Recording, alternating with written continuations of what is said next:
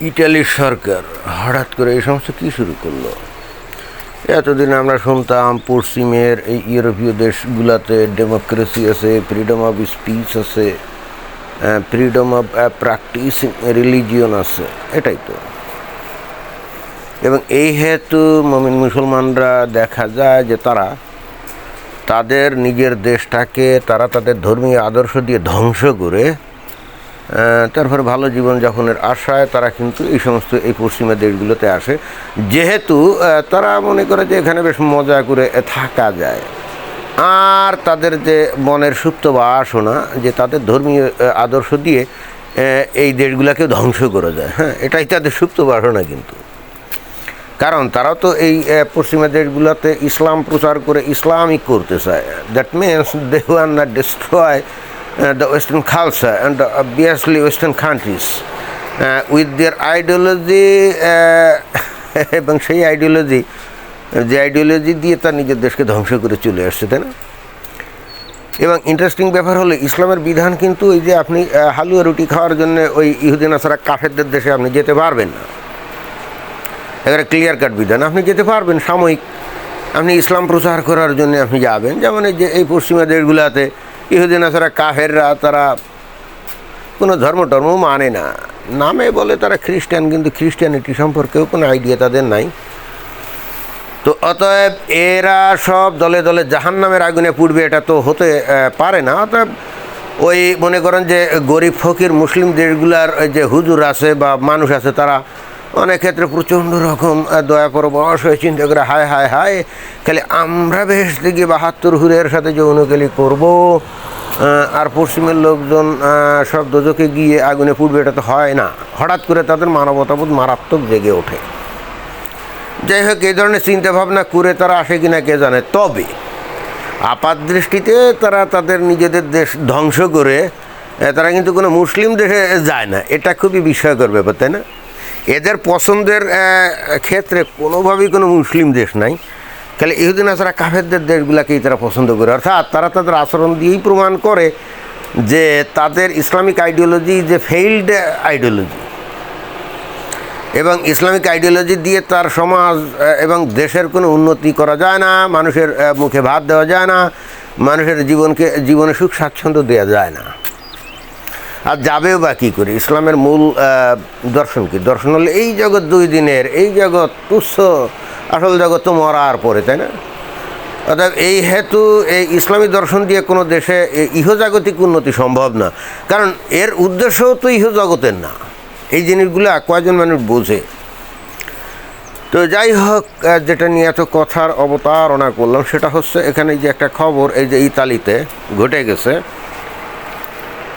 তো সেটা একটু পড়া যায়। এখানে বলছে যে ইসলামিক মুসলিম ইমাম in Italy priest that Muslims must fight infidels or suffer catastrophic consequences. The following day, PM অর্থাৎ prime minister Giorgia Meloni called for his deportation even though he has been living in Italy for 30 years. কি ভয়ঙ্কর কথা, কি ভয়ঙ্কর কথা! একজন Islamic আলেম, যেহেতু সে জানে যে ইটালি একটা মুক্ত গণতান্ত্রিক স্বাধীন দেশ, যেখানে ফ্রিডম অফ স্পিচ আছে এবং ফ্রিডম অফ প্র্যাকটিসিং রিলিজিয়ন আছে, তাই না? তো তাই যদি হয় তাহলে এই ইসলামিক যে ক্লারিক মানে হুজুর, তার ধর্ম অর্থাৎ মানে এই পশ্চিমা দেশে আসলে ইসলাম কিন্তু একটা ধর্ম হয়ে যায়। এটাও কিন্তু খুব ইন্টারেস্টিং ব্যাপার। ইসলাম তো আসলে কোনো ধর্ম না, আমি কিন্তু বারবার এই কথাটা বলার চেষ্টা করি। Islam is not a religion at all. এখানে অনেকে বোঝে না, তো রিলিজিয়ন তাহলে কাকে বলে? ভাই, রিলিজিয়ন হলে কমপ্লিটলি একটা ব্যক্তিগত ব্যাপার। অর্থাৎ আপনি যে ধর্মেরই হন না কেন, আপনার সাথে আপনার ঈশ্বরের একটা কানেকশন থাকবে, তার হয়তো আধ্যাত্মিকতা অনুভব করবেন সৃষ্টিকর্তার, এবং পার্সোনালি আপনি তার কাছে প্রার্থনা করবেন, এবং আপনাকে হয়তো ভালো গাইডলাইন দেওয়ার জন্য আপনি তাকে অনুরোধ করবেন। এরকম যেমন উদাহরণ খ্রিস্টিয়ানিটি কিন্তু পিওর ধর্ম। কেন? কারণ এখানে বলা হচ্ছে যে নাকি যিশুকে ত্রাণকর্তা হিসেবে গ্রহণ করবে সে নাজাত পাবে। তো দেখেন, এই বিষয়টা কমপ্লিটলি পার্সোনাল। যে নাকি যীশুখ্রিস্টকে পরিত্রাতা হিসেবে গ্রহণ করলো সে নাজাত পাইল, আর যে গ্রহণ করলো না সে শাস্তি পাইল, বা কী হইল সেটা তার ব্যাপার। কিন্তু এখানে একজন খ্রিস্টান কখনো অন্য একজন খ্রিস্টানকে গিয়ে বলবে না এই তুইও খ্রিস্টিয়ানিটি গ্রহণ কর বা যিশুকে পরিত্রাতা হিসেবে গ্রহণ কর। তবে হ্যাঁ, তারা প্রচার করে, বাট এর মানে এই না যে তারা কারো উপরে বিষয়টাকে জোর করে চাপিয়ে দিতেছে। যেমন উদাহরণস্বরূপ রবিবারে তারা মনে করেন যে ওই গির্জায় গিয়ে হাজির হয়, তাই না, প্রার্থনার উদ্দেশ্যে। এখন যারা যায় তারা তো গেল, কিন্তু যারা যায় না তাদেরকে কি কোনো মানে খ্রিস্টানকে ধরে টেনে আনে নাকি? না, যার মনে চায় না সে যায় নাই। তারপরে ধরেন যে এই হিন্দুদের যে সনাতন ধর্ম, এটা কিন্তু ধর্ম, যেমন কেউ কালীর ভক্ত, কেউ শিবের ভক্ত, কেউ কৃষ্ণের ভক্ত। এখন এইখানে একজন ভক্ত কিন্তু আরেকজন ভক্তকে গিয়ে বলে না এই তোর লাইন ভুয়া, বা কৃষ্ণের ভক্ত কিন্তু ওই কালীর ভক্তের কাছে গিয়ে বলে না যে তুই আমার লাইনে আয়, অথবা কালী ভক্ত কৃষ্ণ ভক্তের কাছে গিয়ে বলে না তুই আমার লাইনে আয়। বা মনে করেন যে হিন্দুরা দুর্গা পূজা দেয়, তাই না, তো এখানে যে বা যারা দুর্গার ভক্ত তারা দুর্গা পূজায় গেল, কিন্তু যে গেল না তারা তো অন্যকে জোর করে টেনে নিয়ে যায় না। বাট ইসলামের ক্ষেত্রে বিষয়টা মোটেও তো না। রমজানে দেখবেন আপনি রোজা থাকেন আর না থাকেন, রাতের বেলা এসে আপনার বাড়িতে ধাড়াম পিটাবে, তাই না। আর ওই সেহেরি খাওয়া উপলক্ষে দেখবেন যে সেই রাত 3টা থেকে উঠে মাইকে এইবার গান শুরু করবে, ওই যে হামনাথ শুরু করবে, অর্থাৎ আপনি ঘুমাবেন শান্তিতে, না, সেটা সম্ভব না। অথবা ওই যে অনেক সময় আমরা দেখি না যে চায়ের দোকান ওই ঢুকে আসে না, কিছু লোকজন না ওই রোজা থাকে না, ওই চার দোকানে গিয়ে আড্ডা মারে, চা সিগারেট টানে। দেখবেন যে কিছু মুমিন মুসলমানের দল বেঁধে ওই দোকানে এসে তাদেরকে ধরে নিয়ে যায়, ওই দোকান ভাঙচুর করে, কারো কিছু কিন্তু বলার থাকে না।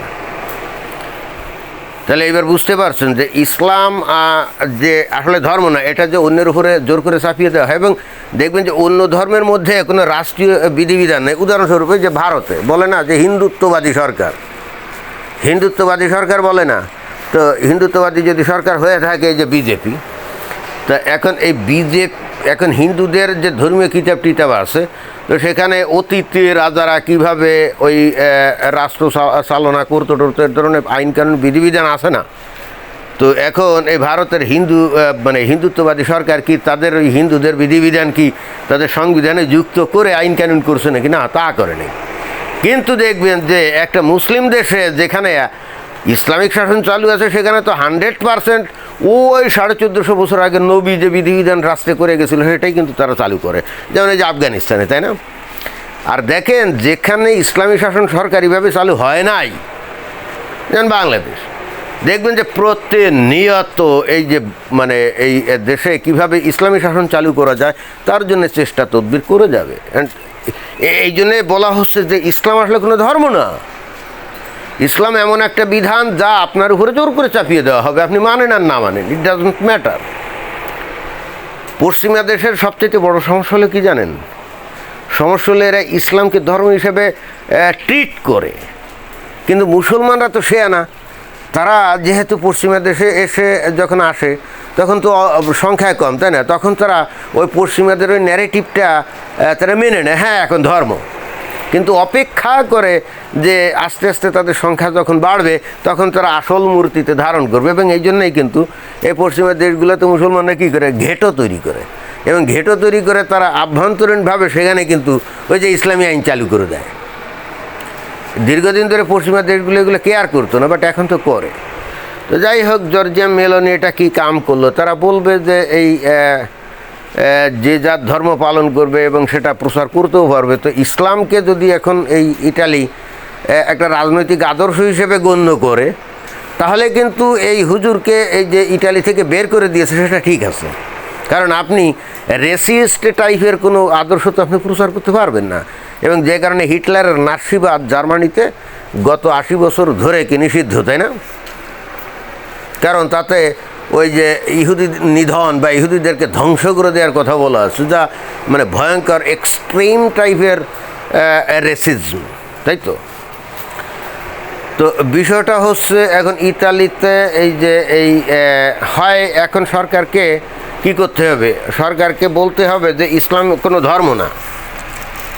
হ্যাঁ, এইটা যদি বলে তাহলে কিন্তু এই যে এই হুজুর তার ইসলাম অনুযায়ী যে বিধিবিধান, যেমন হ্যাঁ ইনফিডেলের বিরুদ্ধে যুদ্ধ করতে হবে, যদি যুদ্ধ বা যদি তারা ইসলাম কবুল না করে তাহলে তাদের সিভিয়ার কনসিকুয়েন্স ভোগ করতে হবে, তো এগুলো তো ইসলামের বিধান রে ভাই।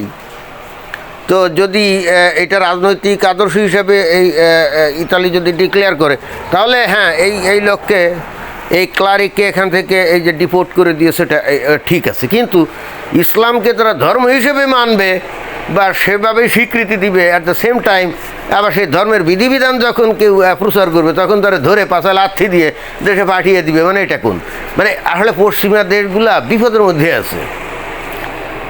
পশ্চিমা দেশগুলা দীর্ঘদিন ধরে ইসলামকে একটা ধর্ম হিসাবে মুসলমানদের মধ্যে প্রসারের চেষ্টা করছে, যে হ্যাঁ দেখি এতে করে এরা উদার হয় কিনা, গণতান্ত্রিক হয় কিনা, ধর্মনিরপেক্ষ হয় কিনা। না, এগুলো তো ফেল মারছে।